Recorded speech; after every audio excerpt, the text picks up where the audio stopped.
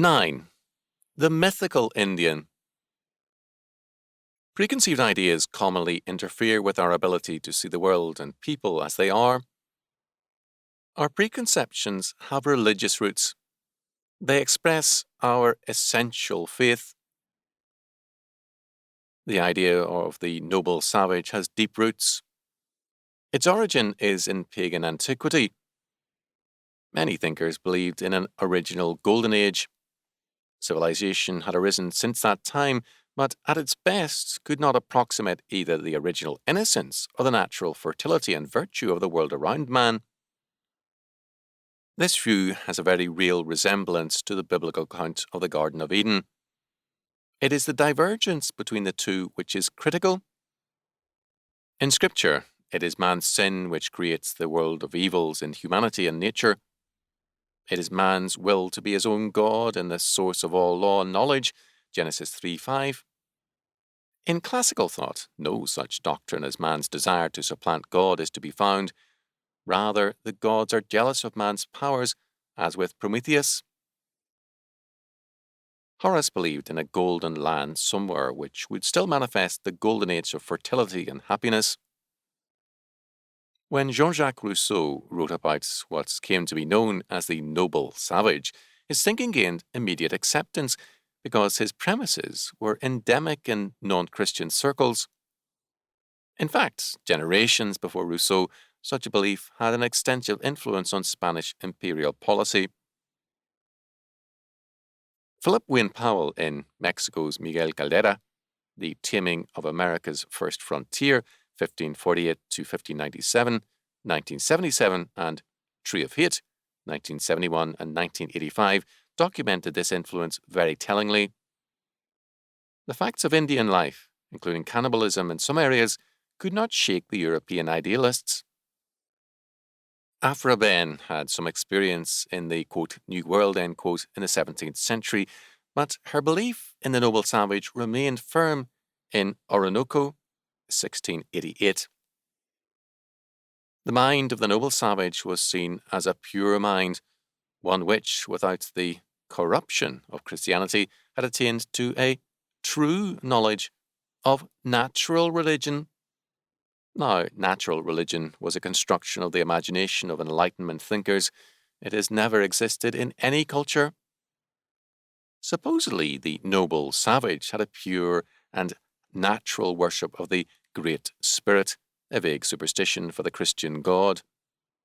American Indians supposedly represented this natural religion. Because the Indians courteously and agreeably did not contradict strange questions, but rather expressed a vague assent, scholars assumed that this was proof of the Enlightenment's doctrine. In time, Indians learned that acceptance of certain ideas commended them to those Europeans, so they began to adopt them. The belief in the noble savage living in a state of nature is not only unrealistic, but is also a static idea.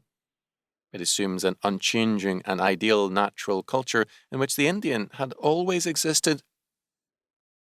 The goal of history was held to be a similarly static condition. Such ideas found focus in Marx's community ideal, the Great Society of John Dewey, and others. But Indian cultures had not been static. For one thing, the horse had dramatically altered Indian life. The first horses were probably those seized by Indians after the disasters of Cabeza de Vacas, circa 1490 to circa 1557 expedition. The horse created shock waves from ocean to ocean. As some tribes gained horses before others, they were able to shatter the power of those tribes and drive them out of their usual nomadic migrations. Christian civilization has had 20 centuries of history and expansion. All those centuries have been times of change, sometimes great expansion, and often new directions on the premises of the faith. In the 400 years of Indian life known to Europeans firsthand, the changes have been many also. The reaction of Europeans to that statement is usually, of course, Christian whites had a shattering effect on the American Indian.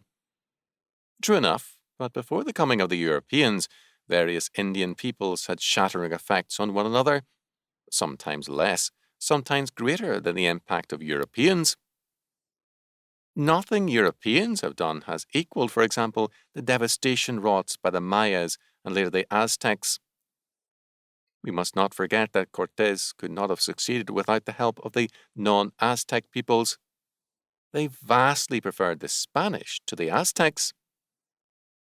This pattern was repeated all over the Americas. This is not all. The various Indian tribes had far less resistance to innovation than do modern Americans. They saw pragmatically what other peoples had and were eager to have it too. They were not chained to particular beliefs or practices. I had known that Indian children in earlier days had been taken from their parents and sent to boarding schools. All the same, I was shocked when one or two of the older men showed me the place near the agency office where their fathers had been shackled in irons until their sons, put into hiding, were surrendered. The men both appreciated my dismay and were a bit amused by it. I was offended by the violation of family life. They told me that they had gone to Carlisle in Pennsylvania and a long way from Nevada, intensely lonely, but in time they found it an exciting new world of experiences and saw things they had never dreamed existed. One interesting urban sight spotted on a trip out of Carlisle, perhaps for an athletic game I do not recall, was an Indian with a monkey and a hurdy-gurdy, or hand organ. Not only was it for them an unusual sight, but the Indian, dark of complexion, seemed almost like an Indian of some other tribe. As a result, Italians were of a real, if minor, interest to these older men. In answer to their questions, I said that I had not seen a man with a hurdy-gurdy since the 1920s. These men were curious about Italians in the United States and their progress. An Italian was no longer identified by a hurdy-gurdy and a monkey, so why then should an Indian be identified by what he was a generation or 100 years ago? Some young Indians had already become enamored of playing the role of a white man's version of the Indian. It had an obvious appeal to white liberals and romantics and was a good means of getting attention and approval. An Indian delegation to Washington, D.C. and Congress often had an older and semi-senile man dressed as an Indian chief as part of the charade.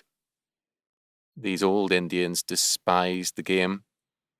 They deeply resented any identification of Indians with artifacts out of the past. They relished it when I told them of pagan German and British tribes and their practices.